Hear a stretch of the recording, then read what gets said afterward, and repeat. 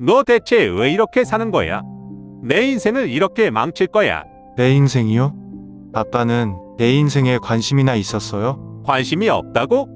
내가 너한테 어떻게 해줬는데? 새엄마 데려온 게 그렇게 대단한 거야? 나한테 엄마라고 부르라고 강요한 게 나는 필요도 없는 사람이랑 같이 살아야 했다고요. 내가 그렇게까지 생각했더니 정말 실망이다. 그래요. 실망하세요. 어차피 아빠한테 나는 관심도 없는 애였잖아요. 밥 차려주고 집 치워줄 사람 필요해서 결혼한 거면서 가족이라고? 웃기지 마요. 그 입 다물어. 내가 뭘 안다고. 나도 모르겠어요. 근데 한 가지 확실한 건 난 저 여자 절대 엄마라고 안 부를 거예요. 엄마라고 부를 수 있을까? 나는 평생 그 질문을 가슴에 품고 살았다. 어릴 적 새엄마가 우리 집에 온 날부터 나는 그녀를 거부했다. 피 한 방울 섞이지 않은 사람을 엄마라고 불러야 한다는 게 싫었다. 하지만 어느 날 나는 그녀의 낡은 노트를 발견하게 되었다. 그 안에 적혀 있던 글을 읽는 순간 나는 10년 동안 잘못 살아왔다는 걸 깨달았다. 그리고 결국 나는 그녀를 엄마라고 부르게 되었다.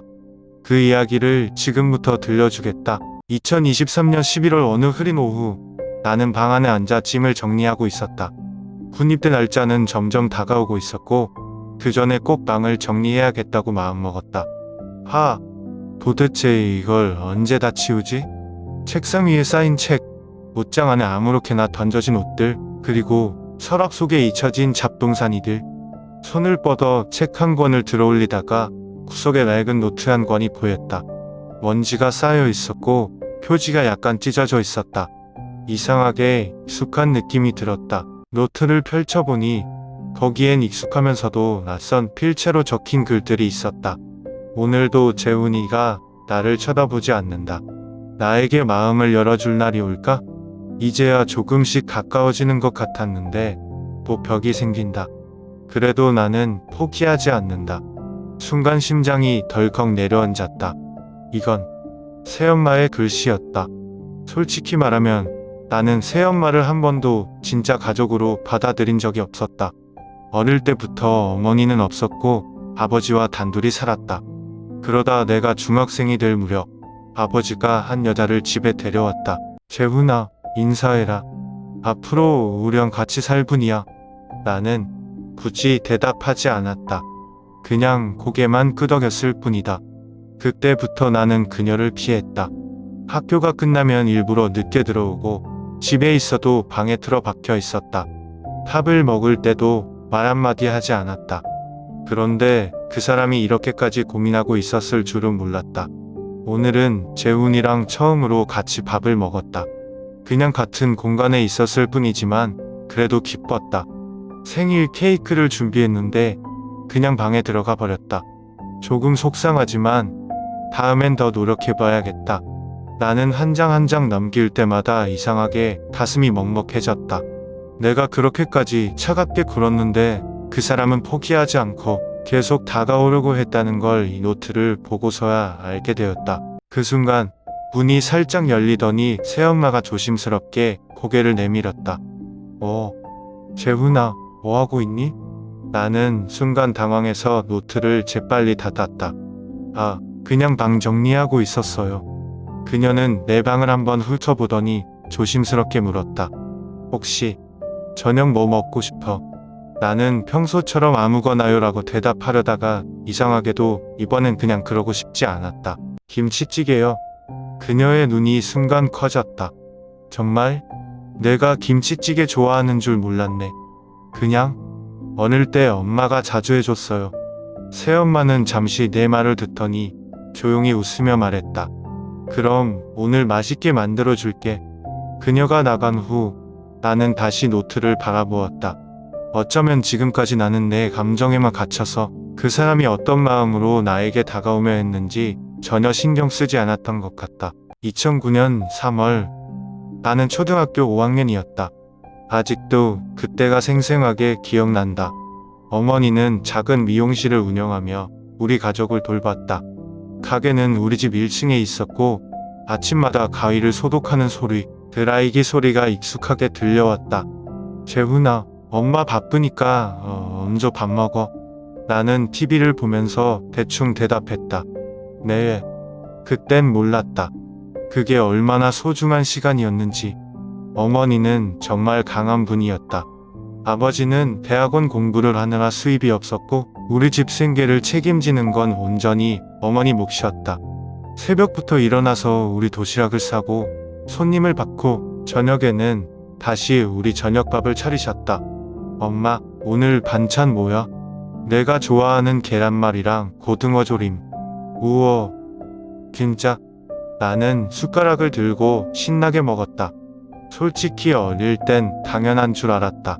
매일 엄마가 밥을 해주고 우릴 챙겨주고 피곤한 얼굴로도 웃어주는 게. 하지만 지금은 안다. 그게 당연한 게 아니었다는 걸. 어느 날 엄마가 갑자기 쓰러졌다. 처음엔 단순한 피로라고 생각했다. 늘 피곤해 보이셨으니까. 하지만 병원에서는 믿기 힘든 말을 했다. 난소암 사기입니다. 아버지는 아무 말도 못하고 눈만 깜빡이었다. 선생님, 잘못된 거 아니에요? 제 아내가 얼마나 건강한데요? 하지만 의사는 단호했다. 치료를 시작해도 많이 힘드실 겁니다. 그때부터 우리 집 분위기가 완전히 달라졌다. 엄마는 치료를 받기 위해 병원에 입원했다. 나는 학교 끝나면 병원에 들렀다. 병실에 가면 엄마는 늘 웃어주셨다. 우리 아들, 학교는 재미있어? 그냥 그래요. 친구들이랑 싸우지 않았고? 네. 나는 일부러 더 무뚝뚝하게 대답했다. 엄마가 점점 야위어가는 게 무서웠다. 늘 건강하고 씩씩하던 엄마가 이렇게 약해지는 걸 보는 게 싫었다. 6개월이 지나고 엄마는 세상을 떠나셨다. 장례식장에서 아버지는 계속 눈물을 참으셨다. 나는 그냥 멍했다. 사람들이 조문을 오고 위로의 말을 건네는데도 아무것도 들리지 않았다. 그날 밤 엄마가 남긴 미용실 의자에 앉아서 나는 한참을 울었다. 엄마, 왜 이렇게 빨리 가요? 어린 마음에 너무 원망스러워 있다. 그 후로 나는 엄마가 없는 삶에 익숙해져야 했다. 집은 조용했고 밥상에 앉으면 허전했다. 엄마가 만들어주던 따뜻한 밥, 방에 퍼졌던 샴푸 냄새, 바쁜 와중에도 내 머리를 쓰다듬던 손길. 그 모든 게 사라졌다. 2009년 9월 장례식이 끝난 후에도 집안 분위기는 그대로 무거웠다. 그날 이후로 모든 게 달라졌다. 아버지는 말수가 줄었고 나는 혼자 있는 시간이 많아졌다. 그리고 얼마 후 외할머니가 우리 집에 오셨다. 이제부터 내가 여기 있을 거야. 할머니는 큰 가방을 들고 집에 들어오셨다. 원래는 강릉에 계셨는데 엄마가 떠나신 후 우리를 돌봐주겠다며 서울로 올라오신 거였다. 하지만 솔직히 말하면 아버지와 할머니 사이는 원래부터 좋지 않았다. 외할머니는 엄마를 무척 아끼셨다. 그런데 엄마가 떠나신 후 그 원망이 전부 아버지에게 향했다. 내가 우리 딸을 그렇게 일만 시키지만 않았어도 이렇게 빨리 가지 않았을 거야. 장모님, 저도 힘듭니다. 힘들어? 내가 힘들다고? 내가 우리 딸을 그렇게 혹사시켜 놓고. 나는 옆에서 아무 말도 못하고 듣고 있었다. 아버지는 그냥 고개만 숙이고 있었다. 아버지는 원래 공무원이 되고 싶어 공부를 계속하고 있었고 수입이 거의 없었다. 그러다 보니 생계를 유지하는 건 온전히 엄마 몫이었다. 미용실에서 일하면서도 늘 피곤한 얼굴이었지만 우리 앞에서는 한 번도 힘들다는 말을 하지 않으셨다. 할머니는 그게 너무 억울했던 거다. 내 딸이 내 대학원 뒷바라지하느라 얼마나 고생했는지 알아? 결국 이렇게 보내고 나니까 후회되지? 아버지는 할 말이 없어졌을 거다. 할머니가 집에 머무르는 동안 집안 공기가 얼어붙었다. 아침마다 할머니와 아버지는 거의 말을 섞지 않으셨다. 나는 밥을 먹다가도 눈치를 봤다. 재훈아, 반찬 좀 더 줄까? 할머니가 반찬을 내 앞에 놓아주셨다. 나는 그냥 고개를 끄덕였다. 아버지는 조용히 수저만 움직이셨다. 그러던 어느 날 아버지가 갑자기 직장을 그만두셨다. 그리고 동네에서 작은 편의점을 차리셨다.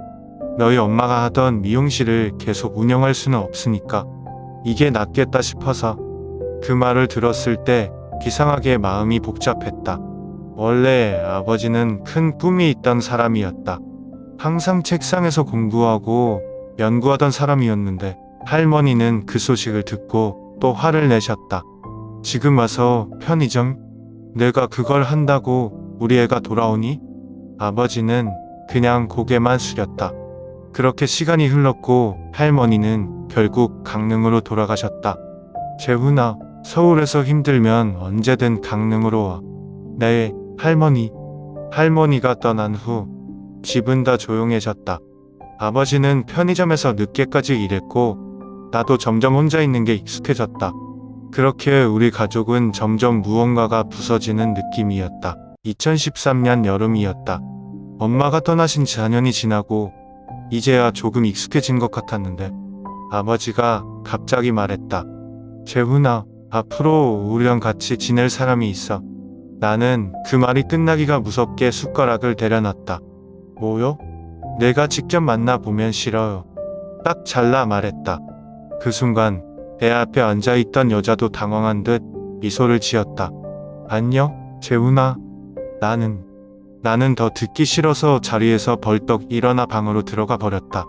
그날 이후 그 사람은 우리 집에서 살기 시작했다. 나는 방에서 나오지도 않았고 필요할 때만 조용히 나가서 밥을 먹고 다시 들어갔다. 그 사람이 아무리 좋은 척해도 나한테는 그저 엄마 자리를 빼앗으려는 사람일 뿐이었다. 아버지는 상황을 바꿔보려고 가족 여행을 계획했다. 제주도로 가자. 다 같이 바람도 쐬고 맛있는 것도 먹고. 나는 딱 봐도 새엄마와 나 사이를 좁히는 속셈이라는 걸 알았다. 하지만 반항할 힘도 없었다. 공항에서도 비행기 안에서도 호텔에서도 나는 입을 열지 않았다. 재훈아, 이거 한번 먹어볼래? 여기 정말 예쁘지 않니? 내가 한마디도 안 하니까 그 사람은 곤란한 표정을 지었다. 아버지는 한숨을 쉬었다. 재훈아, 이제 그만하지 않겠니? 나는 그제야 입을 열었다. 뭘요? 너도 알잖아. 아빠가 이 사람을 얼마나 사랑하는지. 나는 기가 막혔다. 사랑? 아빠한텐 그게 그렇게 쉬운 거예요? 그 말을 내뱉고 나는 숙소 밖으로 나가버렸다. 그 이후로 내 반항은 점점 더 커졌다. 집에 일찍 들어가지 않고 친구들과 늦게까지 어울렸고 성적은 엉망이 되었다. 그리고 점점 더 나쁜 친구들을 만나기 시작했다. 야, 저 녀석 봐라. 완전 만만해 보이는데? 한번 돌려줄까? 나는 별 생각 없이 고개를 끄덕였다. 처음에는 단순한 장난이었다. 누군가의 가방을 숨기거나 교과서를 찢는 정도였다. 하지만 점점 수위가 높아졌고 나중에는 나도 멈출 수 없을 정도가 되었다. 아버지는 점점 지쳐갔다. 재훈아, 도대체 왜 이러는 거야? 몰라요. 아빠가 원래 대로 살고 있는 거잖아요. 새엄마는 그런 나를 보면서도 끝까지 포기하지 않았다. 재훈아, 내가 뭐가 그렇게 마음에 안 드니? 나는 웃기다는 듯이 말했다. 다요. 당신이 하는 모든 게 싫어요. 그 사람은 아무 말 없이 고개를 끄덕였다. 2014년 가을, 나는 이미 예전에 내가 아니었다. 담배를 배웠고 친구들과 몰래 술을 마셨으며 학교는 점점 뒷전이 되었다. 시험 성적은 바닥을 끼었고 선생님들은 날 불러 훈계를 해도 소용이 없었다. 결국 담임 선생님이 집으로 전화를 걸었다. 아버지는 처음엔 믿지 않는 눈치였다. 하지만 다음날 그는 직접 학교로 찾아왔다. 재훈이 성적이 너무 많이 떨어졌습니다. 게다가 요즘 학교에서도 문제를 일으키고 있어요. 무슨 문제를 말하는 겁니까?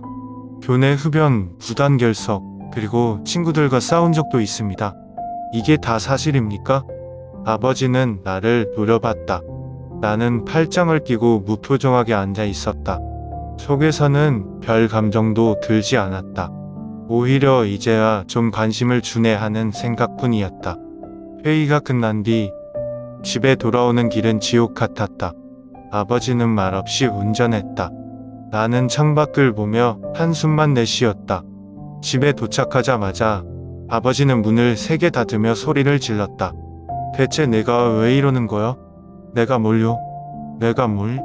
내 성적이 어떤지 내가 학교에서 무슨 짓을 했는지 듣고도 그런 말이 나와? 그러니까 뭐 어쩌라고요? 그 순간 아버지의 손이 날아왔다.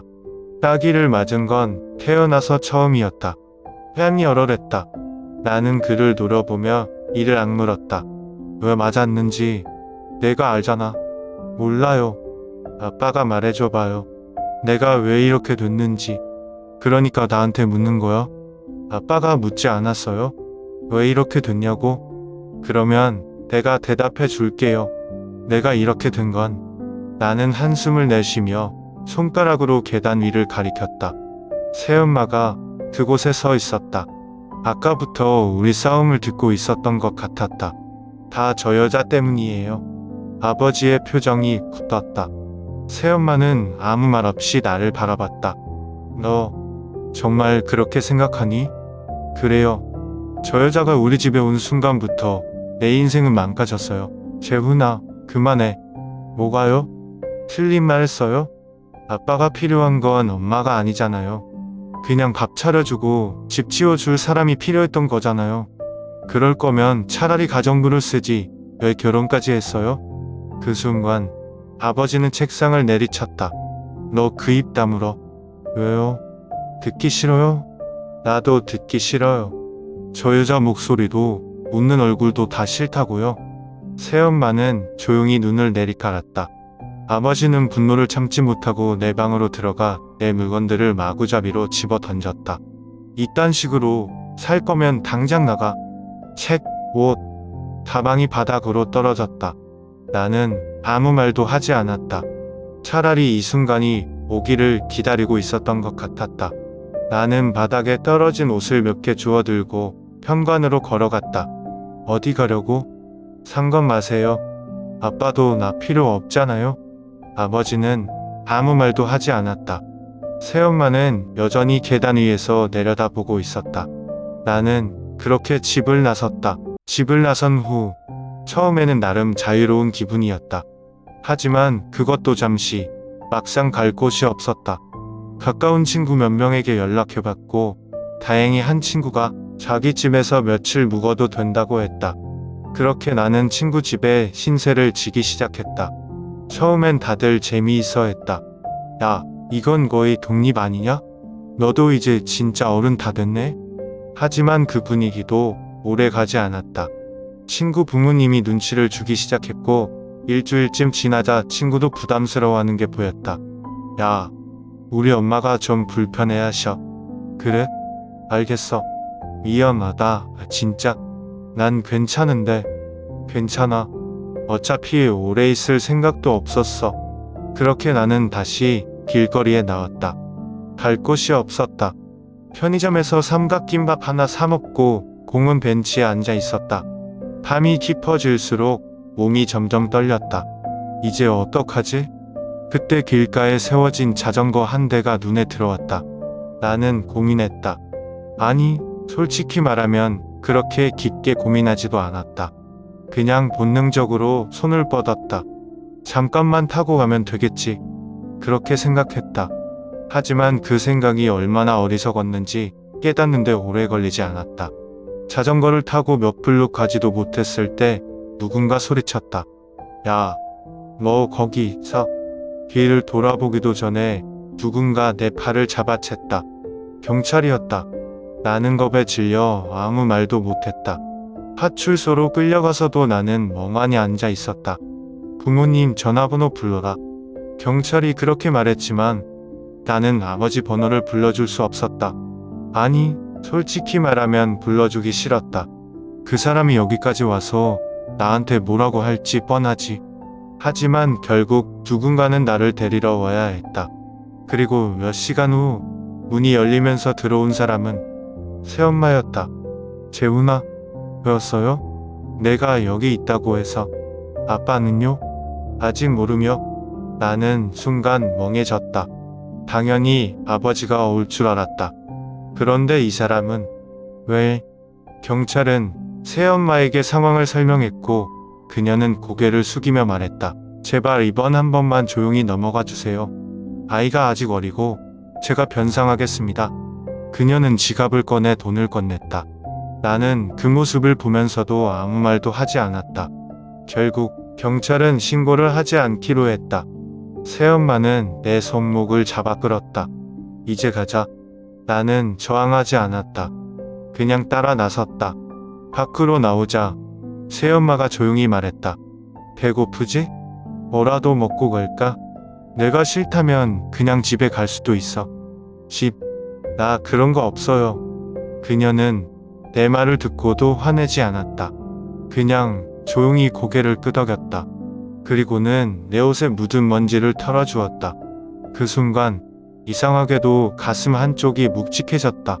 나는 그녀를 처음으로 제대로 쳐다봤다. 그리고 입을 열고 싶었지만 결국 아무 말도 할 수 없었다. 고맙다는 말이 목구멍까지 올라왔지만 끝내 나오지 않았다. 2015년 겨울 집을 나갔다가 돌아온 지 몇 달이 지나고 나는 조금씩 변해갔다. 예전처럼 반항하지 않았고 학교도 다시 나가기 시작했다. 새엄마를 대하는 태도도 달라졌다. 예전엔 그녀가 차려준 밥을 일부러 남겼지만 이제는 그냥 조용히 다 먹었다. 하지만 그렇다고 해서 내가 그녀를 엄마라고 부른 건 아니었다. 마음 한구석에 여전히 선을 긋고 있었다. 어느 날 집에서 혼자 시간을 보내던 중 문득 서랍장을 정리했다. 어릴 때부터 쓰던 서랍이라서 온갖 잡동사니가 다 들어있었다. 그런데 구석에서 낡은 노트 한 권이 나왔다. 처음엔 내 건 줄 알았다. 그런데 표지를 보니 익숙한 필체였다. 새엄마의 노트였다. 나는 망설였지만 결국 노트를 펼쳤다. 그리고 거기에는 내가 몰랐던 이야기들이 담겨 있었다. 오늘도 재훈이는 나를 쳐다보지 않았다. 나를 싫어하는 게 눈에 보인다. 하지만 포기하지 않을 거다. 어머님께 또 혼이 났다. 내가 우리 딸 자리를 차지해서 다 망친 거다라고 하셨다. 아무 말도 못했다. 내가 감히 무슨 말을 할 수 있을까? 요즘 장을 볼 때 내 것은 사지 않는다. 재훈이랑 아버지 먹을 것만 샀다. 괜찮다. 이 집에서는 내가 제일 덜 힘들어도 되는 사람이다. 나는 한 장 한 장 넘길 때마다 뭔가 가슴이 답답해졌다. 외할머니가 새엄마에게 심하게 대했다는 건 알고 있었지만 이 정도일 줄은 몰랐다. 아버지와 나는 새엄마가 얼마나 힘들었는지 모른 채 그저 무관심하게 지냈다. 그리고 마지막 몇 장을 넘겼을 때 나는 충격적인 사실을 알게 됐다. 다영아, 잘 지내니? 내 얼굴을 본 지 벌써 몇 년이 흘렀구나. 엄마가 널 선택하지 못해서 미안해. 다영? 누구지? 노트를 계속 읽어나갔다. 그리고 나는 믿을 수 없는 사실을 알게 됐다. 새엄마에게는 자신의 친딸이 있었다. 내가 널 두고 온 건 널 사랑하지 않아서가 아니야. 하지만 그땐 내가 선택할 수 있는 게 없었어. 내가 나를 원망해도 괜찮아. 엄마는 그저 내가 행복하길 바랄 뿐이야. 새엄마는 우리 가족을 위해 자신의 친딸과도 연락을 끊었다. 나는 머리가 하얘졌다. 그 사람은 내내 희생하고 있었다. 나는 그런 것도 모른 채 미워하고 상처 주고 원망했다. 그때 현관문이 열렸다. 새엄마가 장을 보고 돌아온 것이었다. 나는 노트를 급히 덮었지만 이미 손에 땀이 잔뜩 배어 있었다. 새엄마는 나를 보고 환하게 웃었다.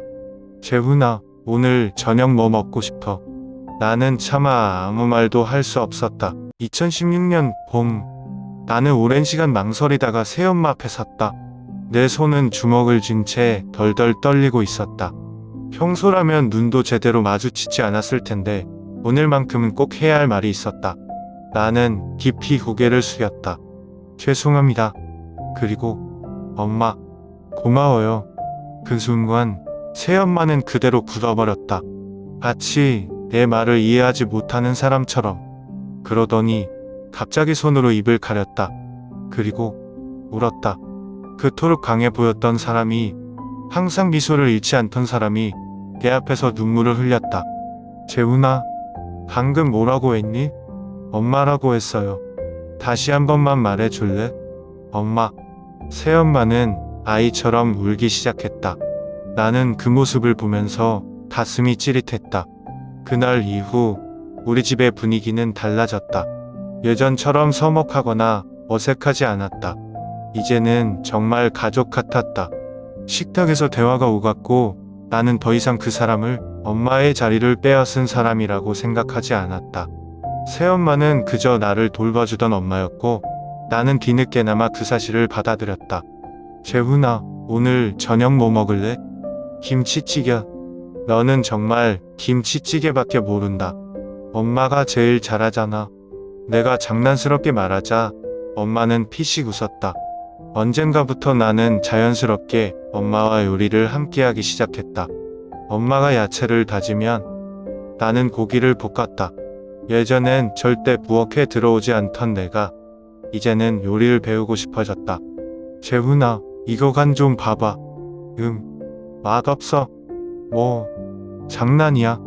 엄마, 김치찌개는 최고지. 엄마는 나를 한 대 때릴 듯한 표정을 지었지만 결국 웃으며 다시 국자로 찌개를 저었다. 이런 사소한 순간들이 점점 쌓이면서 우리 사이는 더욱 가까워졌다. 그리고 엄마는 여전히 나를 세심하게 챙겼다. 늦게까지 공부하면 방에 따뜻한 우유 한 잔을 놓고 가셨고 내가 늦게 들어오는 날이면 꼭 전화를 했다. 재훈아, 어디야? 친구들이랑 놀고 있어요. 너무 늦지 마. 밤은 춥잖아. 알겠어요. 엄마. 그 말을 하고 전화를 끊었을 때 나는 문득 웃음이 나왔다. 예전 같으면 한숨 쉬면서 대충 대답했을 텐데 이제는 엄마가 걱정하는 게 당연하게 느껴졌다. 그리고 시간이 흘러 2017년 2월이 되었다. 나는 입대를 앞두고 있었다. 출국하는 사람처럼 짐을 싸고 있는데 엄마는 한숨을 푹 쉬면서 나를 바라보고 있었다. 벌써 군대 가는구나. 그러게요. 실감 안 나네요. 가면 편지 써줄 거야? 엄마가 원하면 써야지. 진짜야? 약속. 엄마는 장난스럽게 새끼손가락을 내밀었다. 나는 피식 웃으며 손가락을 걸었다. 입대하는 날 아버지는 담담하게 배웅해 주셨지만 엄마는 눈물을 참지 못했다. 재훈아, 아프지 말고 밥 잘 챙겨 먹고 밤에 춥지 않을지 모르겠네. 엄마, 나 군대 가는 거지 유학 가는 거 아니에요. 그래도 너 없으면 집이 너무 조용할 것 같아서 나는 처음으로 엄마를 꼭 안아주었다. 엄마는 한참을 내 어깨에 얼굴을 묻고 울었다. 그제야 깨달았다. 이제야 정말 가족이 되었다는 걸. 2019년 3월 드디어 전역하는 날이 왔다. 21개월 동안 군대에서 지내면서 많은 걸 배웠지만 무엇보다 가족이 그리운 마음이 가장 컸다. 집을 떠나 있어 보니 내가 얼마나 사랑받고 있었는지 새삼 깨닫게 됐다. 부대 정문을 나서자마자 가장 먼저 보인 건 나를 기다리고 있는 가족들이었다. 아버지는 더 나이 들어 보였고 동생은 어느새 훌쩍 커 있었다. 그리고 엄마, 재훈아. 엄마는 내 얼굴을 보자마자 눈물이 그렁그렁해졌다. 나는 어색하게 웃으며 짐을 내렸다. 엄마, 왜 울어요? 우리 아들 얼굴 까매진 거 봐. 고생 많았지? 아니, 재밌었어요. 거짓말. 내가 군대 가기 전에 얼마나 걱정했는데. 엄마는 내 팔을 붙잡고 이리저리 살폈다. 나는 괜히 민망해서 동생 쪽으로 몸을 돌렸다. 집에 도착하자마자 식탁 위에 차려진 음식들을 보고 나는 순간 말을 잃었다. 내가 좋아하는 음식들로 가득했다. 김치찌개, 불고기, 잡채 계란말이, 갈비찜. 전역한 군인 맞이하는 밥상이라고 해도 될 정도였다. 이걸 다 만든 거예요? 응. 우리 재훈이 돌아오는데 이 정도는 해야지. 엄마는 그 말을 아무렇지 않게 했지만 나는 괜히 울컥했다. 예전엔 그녀가 만든 음식을 거들떠보지도 않았는데 이제는 이 따뜻한 밥상이 너무나 감사했다. 우리는 오랜만에 온 가족이 함께 앉아 식사를 했다. 예전처럼 어색하거나 불편한 분위기는 없었다. 아버지는 옛날보다 말이 줄었지만 여전히 든든했고 동생은 장난을 치면서도 나를 챙겼다. 그리고 나는 깨달았다. 우리 가족은 결국 이렇게 완성된 거구나. 전역 후 나는 열심히 일했다. 그리고 몇 년 뒤 결혼을 결심했다. 웨딩 촬영을 하고 청첩장을 돌리고 하나씩 준비해 나갔다. 그런데 결혼식을 앞두고 한 가지 고민이 생겼다. 결혼식장에서 엄마를 어떻게 소개해야 할까? 그동안 나는 공식적으로 새엄마를 엄마라고 부르긴 했지만 사람들 앞에서 당당하게 소개한 적은 없었다. 여전히 남들 시선을 신경 쓰는 내 모습이 싫었다. 결혼식 날 엄마는 조용히 한쪽에서 나를 바라보고 있었다. 예쁜 한복을 입고 있었지만 눈빛은 어딘가 쓸쓸해 보였다. 그 모습을 본 순간 나는 더 이상 고민할 필요가 없다는 걸 깨달았다. 나는 엄마에게 다가갔다. 그리고 천천히 손을 내밀었다. 엄마, 같이 가요? 엄마는 놀란 눈으로 나를 바라봤다. 같이 무대 올라가요? 엄마도 내 가족이잖아요. 나는 엄마의 손을 잡고 단상으로 올라갔다. 그리고 마이크를 들고 사람들 앞에서 말했다. 여러분, 이분은 제 어머니입니다. 그 순간 엄마의 눈에서 눈물이 흘렀다. 조용히 울음을 참으며 웃고 있었지만 그 눈물 속에는 지난 세월 동안 그녀가 감당했던 모든 감정이 담겨 있는 것 같았다. 결혼식이 끝난 후 엄마는 내 손을 꼭 잡고 말했다. 고마워, 재훈아. 내가 더 고맙죠. 이제 나는 내 가정을 꾸리고 남편이자 아버지가 되었다. 그리고 점점 더 엄마의 마음을 이해하게 되었다. 부모가 된다는 게 얼마나 어려운 일인지, 그리고 키가 섞이지 않아도 진짜 가족이 될 수 있다는 걸. 엄마는 나를 낳지 않았지만 누구보다 나를 사랑해 주셨다. 그리고 이제 나는 확신할 수 있다. 그분은 내 진짜 엄마다. 2022년 나는 이제 한 가정의 가장이 되었다. 아내와 함께 신혼집을 꾸리고 직장에 다니면서 바쁜 나날을 보내고 있었다. 하지만 아무리 바빠도 한 가지는 꼭 지키려고 했다. 정기적으로 본가에 가는 것. 예전에는 명절이나 특별한 날에만 들었지만 이제는 아무 날도 아니어도 찾아갔다. 그냥 엄마 얼굴이 보고 싶을 때, 아버지가 잘 계신지 궁금할 때, 혹은 밥 한 끼 같이 먹고 싶을 때, 본가에 가면 여전히 익숙한 풍경이 펼쳐졌다. 재훈아, 왔어? 네, 엄마. 아빠는요? 안방에서 TV 보고 계셔. 그런데 너 요즘 너무 바빠 보이던데 밥은 제대로 챙겨 먹고 다니니? 그럼요. 엄마 덕분에 김치 보내주신 거 잘 먹고 있어요. 그래도 너무 늦게까지 일하지 마. 건강이 최고야. 예전 같았으면 알았어요 하고 대충 넘겼을 텐데 이제는 엄마의 잔소리가 듣기 좋았다. 엄마는 여전히 내가 좋아하는 음식을 한가득 차려놓으셨고 나는 그걸 하나도 남김없이 다 먹었다. 맛있어? 네, 역시 엄마 손맛이 최고죠. 엄마는 만족스러운 미소를 지었다. 이전에는 가끔 안부 전화만 형식적으로 했었다. 엄마, 잘 지내세요? 응, 잘 지내지. 너는? 저도 잘 지내요. 바빠서요. 이런 짧은 대화만 나누고 전화를 끊을 때가 많았다. 하지만 지금은 다르다. 이제는 정말로 엄마의 이야기를 듣고 싶어졌다. 엄마, 오늘 뭐 하셨어요? 별거 없지 뭐. 아빠랑 장 보고 왔어. 근데 내 아빠 또 간장 하나 사러 가자더니 두 손 가득 사왔잖니? 우리 아빠 스타일 변함없네요. 맞아. 너도 아빠 닮아서 마트 가면 꼭 필요 없는 것도 사오잖아. 이런 사소한 대화가 너무 좋았다. 전화 한 통에도 엄마의 하루가 보이고 아빠의 습관이 보였다. 그리고 나는 느꼈다. 이제야 진짜 가족이 된 것 같았다. 엄마는 여전히 나를 아이처럼 챙기셨다. 가끔 아내랑 함께 본가에 가면 아내에게 귓속말로 물어보셨다. 재훈이 요즘 밥 잘 챙겨 먹어요?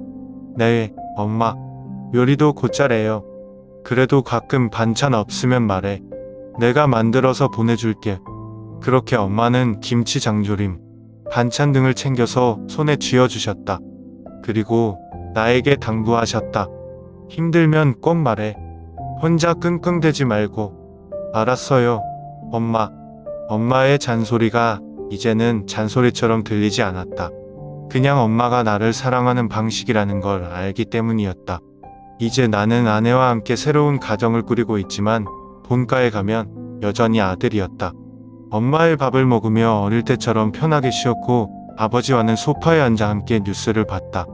그리고 나는 확신했다. 우리 가족은 이제야 정말 완전해졌다. 엄마는 나를 낳지 않았지만 누구보다 나를 사랑해 주셨다. 이제 나는 확실히 말할 수 있다. 엄마, 사랑해요. 2024년 동생도 어느새 훌쩍 자라 사회인이 되었다. 대학을 졸업하고 좋은 직장에 다니면서 점점 어른이 되어 갔다. 예전에는 서로 싸우기도 하고 말도 제대로 안 섞던 시절이 있었지만 이제는 꽤 편한 형제가 되었다. 동생도 한때 나처럼 새엄마를 받아들이지 못했었다. 하지만 내가 먼저 변하고 가족을 진심으로 받아들이기 시작하자 동생도 조금씩 마음을 열었다. 형, 나 솔직히 어릴 때는 엄마가 싫었어. 알아? 나도 그랬잖아. 근데 지금 생각하면 우리가 너무 모질게 대한 것 같아. 형이 먼저 변해서 다행이야. 동생이 이런 말을 하다니. 예전 같으면 상상도 못했을 일이다. 그리고 몇 년 후 동생이 결혼을 하게 되었다. 결혼 준비 과정에서 가장 바쁘게 움직인 사람은 바로 엄마였다. 마치 내 결혼식 때처럼 하나하나 신경 쓰며 챙기셨다. 신부 측 부모님한테는 꼭 먼저 인사드려야 해. 첫인상이 중요하거든. 웨딩홀 계약할 때 옵션 잘 확인해야 해. 나중에 추가 요금 나올 수도 있어. 예식날 신랑 부모님 자리엔 아버지랑 내가 같이 앉으면 되겠지? 엄마는 여전히 우리를 자신의 친자식처럼 생각하고 있었다. 동생도 더 이상 어색해하지 않았다. 결혼식 당일 엄마는 신부 대기실에서 며느리의 손을 꼭 잡고 있었다. 나는 그 모습을 보면서 깨달았다. 엄마는 처음부터 우리를 친자식처럼 키우셨고 지금도 변함이 없다는 걸. 그리고 또 한 명의 가족. 바로 엄마가 오랜 시간 가슴에 품고만 있었던 딸. 즉 나의 이복 여동생. 나는 오랜 시간 엄마 몰래 그녀를 찾으려 했다. 그녀가 있는 곳을 알아낸 후에도 엄마는 쉽게 용기를 내지 못했다. 내가 무슨 자격으로 그 애를 만나겠니? 엄마, 지금이 아니면 더 늦어질지도 몰라요. 근데 날 미워하면 어쩌지? 만나보지도 않고 그렇게 단정 짓지 마요. 결국 우리는 한 카페에서 그녀를 만나기로 했다. 엄마는 손을 계속 떨고 있었고 나는 그런 엄마의 손을 꼭 잡아주었다. 그리고 카페 문이 열리는 순간 엄마는 그 자리에 얼어붙었다. 다영아, 여동생은 몇 초 동안 우리를 바라보았다. 그리고 아무 말도 없이 달려와 엄마를 꼭 끌어안았다. 엄마, 미안해. 미안해. 다영아, 엄마, 저는 한 번도 원망한 적 없어요. 그냥 엄마가 보고 싶었어요. 그렇게 엄마는 평생 가슴에 묻어두었던 상처를 치유했다. 그리고 나는 그 순간 알았다. 우리 가족이 정말로 완성되었다는 걸. 시간이 흐르고 부모님도 점점 나이가 들어갔다. 아버지는 정년퇴직을 했고 엄마와 함께 고향으로 내려갔다. 시골집 마당에는 작은 텃밭이 있었고 두 분은 매일 아침같이 일어나 텃밭을 가꾸셨다. 여보, 오늘은 상추 따서 점심에 쌈밥 해 먹자. 좋지. 근데 당신 너무 무리하는 거 아니야? 허리 조심해. 나는 매주 주말이면 아내와 아이들을 데리고 본가를 찾았다. 부모님 댁에 가면 언제나 따뜻한 밥상이 차려져 있었고 가족끼리 둘러앉아 도란도란 이야기를 나눴다. 아빠, 할아버지가 키운 토마토 맛있어요. 그래? 그럼 다음엔 더 많이 따줄게. 아이들이 텃밭에서 뛰어놀고 우리는 평범하지만 소중한 하루를 함께 보냈다. 어느 날 엄마는 나를 방으로 불렀다. 그리고 서랍장에서 낡은 노트 한 권을 꺼냈다. 이거 기억나? 이건 바로 그 노트였다. 내가 한때 우연히 발견했던 엄마의 속마음이 적혀있던 그 노트. 엄마는 노트를 내 손에 쥐어주며 말했다. 이제는 필요 없을 것 같아. 이 안에 적힌 것들은 전부 과거고 지금 나는 더 이상 불안하지 않아. 왜냐하면 이제는 정말 가족이 되었으니까. 나는 그 노트를 조심스럽게 들었다. 그리고 가만히 엄마를 바라봤다. 엄마, 고마워요. 그리고 사랑해요. 엄마는 조용히 미소 지었다. 그렇게 우리는 진짜 가족이 되었다. 2025년 나는 이제 두 아이의 아버지가 되었다. 아침이면 아이들을 어린이집에 데려다주고 퇴근 후에는 함께 저녁을 먹으며 하루를 마무리한다. 부모가 된다는 게 이렇게 어려운 일인지 몰랐다. 하루 종일 일하고 집에 돌아와도 육아는 끝이 없었다. 그러다 문득 생각이 들었다. 엄마는 도대체 어떻게 우리를 키우셨을까? 나는 그래도 내 자식이니까 힘들어도 버틸 수 있지만 엄마는 남의 자식인 나를 키워야 했다. 그때 나는 반항만 했고 엄마가 아무리 다가가도 차갑게 밀어냈다. 그런데도 엄마는 포기하지 않았다. 어느 날 첫째가 내게 물었다. 아빠, 왜 우리 할머니는 다른 할머니들이랑 좀 달라? 어떤 점이 다르다고 생각해? 보통 할머니들은 아빠가 어릴 때부터 키워줬잖아. 근데 할머니는 좀 늦게 아빠를 키웠다면서? 나는 아이의 머리를 쓰다듬으며 말했다. 그래서 우리 할머니가 더 특별한 거야. 할머니는 아빠를 낳진 않았지만 누구보다 아빠를 많이 사랑해 주셨거든. 아이는 고개를 갸웃거리며 생각하는 듯 하더니 조용히 웃으며 말했다. 그럼 우리 할머니가 세상에서 제일 착한 할머니네. 그 말을 듣고 나는 순간 울컥했다. 엄마는 완벽한 사람이 아니었다. 우리를 키우면서 틀린 선택을 할 때도 있었고 힘들어 눈물을 보일 때도 있었다. 하지만 확실한 건 엄마는 한 번도 우리를 포기한 적이 없다는 거였다. 엄마가 없었다면 나는 지금의 내가 될 수 있었을까? 엄마는 우리를 위해 자신의 친딸과도 연락을 끊어야 했고 외할머니에게 수없이 모진 말을 들어야 했으며 나와 동생의 반항을 견뎌야 했다. 그래도 엄마는 우리 곁에 남아주었다. 이제는 내가 엄마에게 보답해야 할 차례다. 엄마가 남은 생을 편히 지낼 수 있도록 더 이상 눈물 흘리지 않도록 나는 엄마를 만날 때마다 꼭 안아드린다.